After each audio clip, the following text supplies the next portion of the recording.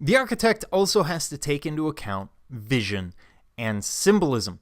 They want the person who is experiencing the building to really understand the purpose of the building, to get the message that the architect is trying to get across.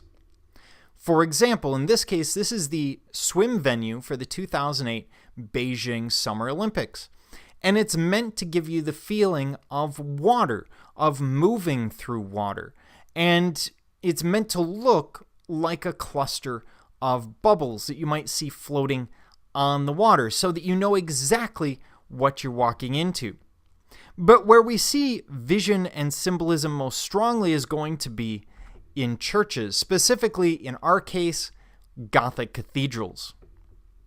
And this is really the perfect example of symbolism. There are a lot of things going on. They all have specific meaning, and those meanings are supposed to be things that appear to you over time. They're not supposed to be really apparent right off the bat. So let's look at the layout, for example. When you're in the building, especially the first few times you're in the building, you're not necessarily going to pick up on the layout. You know it's a spiritual place, but you're not picking up on the fine details. However, almost every church that's built in this period, the Romanesque and the Gothic, is built in what's called a cruciform plan, or cross-like plan, which you can see more clearly there. And in doing so, that detail is used to focus the viewer's attention and call their attention to a specific purpose, in this case, a spiritual purpose. What better form to create a house of God if you're a Christian than by creating it in the form of the cross? They also almost always face east for much the same reason. They catch the rays of the rising sun, and this becomes symbolic not only of facing Jerusalem, but of facing east, sort of new beginnings, a new day. Now, they frequently focus on verticality, especially in the Gothic. And this is supposed to draw your eye up. Now, this does two things. First of all, the cathedral itself becomes a miracle on earth, because think about it. You're in, say, the 13th century. Your home is maybe 1 or 2 stories. Maybe you live in an apartment that's up on a second story over a shop. But that's about the scale of things that you're used to being surrounded by. And then you walk into one of these structures that can be 120 to 140 feet to the ceiling. And it's going to seem like you've walked into a miracle. Not only that, but by taking the nave, the part of the church that the congregation is in, and narrowing it, it makes it seem more vertical. This will naturally draw your eye up.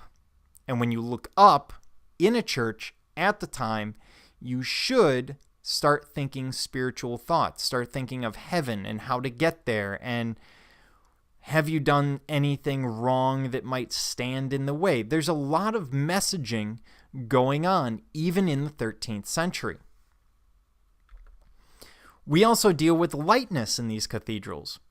Now, what they will do in these Gothic structures is they replace walls with windows, because they're using those rib vaults that we talked about earlier. Therefore, there's not a lot of weight in the ceiling, so they can use just columns to bring that weight down instead of needing walls. Without the need for walls, you put in windows. And that incredible amount of light is another miracle that's happening on earth in front of the congregation. They're used to homes that may have no windows or have maybe one small window. They're not used to the bright environments that we are today, because windows would be incredibly expensive, and usually it's a very low quality glass that isn't often clear like we're used to today. This light coming in seems like a sign from God, as if God is in the space. And then look at the colors they use. These blues and reds are going to cast this very glorious aura across the cathedral, across the church, giving you this incredible sense of spirituality. By the way, the reason they use stained glass is an issue of manufacturing and expense. It's a lot cheaper and easier to make small pieces of glass that you then piece together than it is to make one massive piece of glass, which is why we never see massive clear pieces of glass coming out of this period.